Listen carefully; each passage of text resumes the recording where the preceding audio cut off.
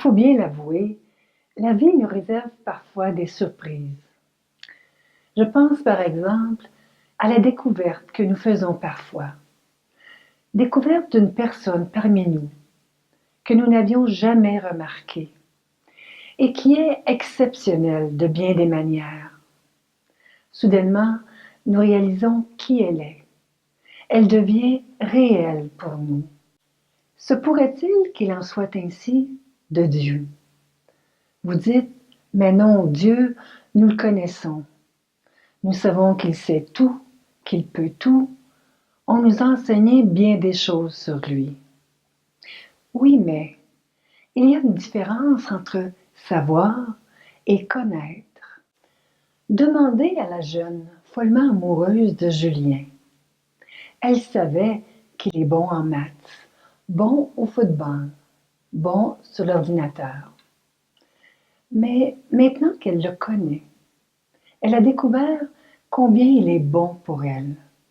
Et ça fait toute la différence. Vous le voyez dans ses yeux. Cette période de l'Avent, nous en sommes déjà à la 3e semaine, est peut-être le moment de passer justement du savoir à la connaissance.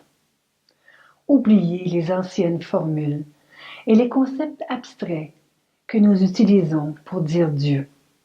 Ou plutôt, ne pas les oublier, mais leur donner une nouvelle vie. Par le passé, les gens parlaient souvent du bon Dieu.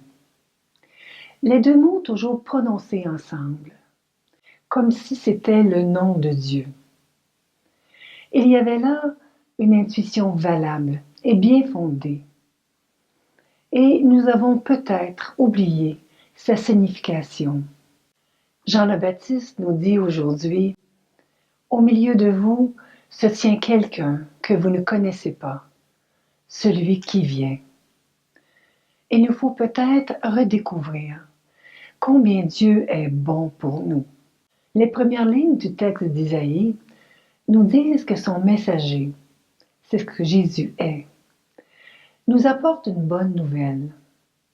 Il nous annonce la libération et la délivrance et proclame une année de grâce de la part du Seigneur.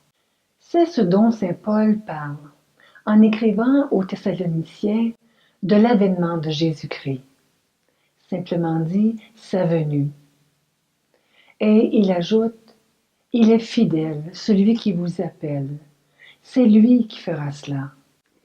Est-ce que cela n'est pas une raison d'être joyeux? Saint Paul nous dit, restez toujours joyeux, comme si on pouvait le commander. Non, mais on peut recevoir cette joie de Dieu qui nous l'offre. Lui qui un jour allait dire, je vous dis cela pour que ma joie soit en vous et que votre joie soit parfaite. La joie profonde de ceux qui savent que Dieu est et demeure fidèle. La joie de Dieu lui-même, rien de moins.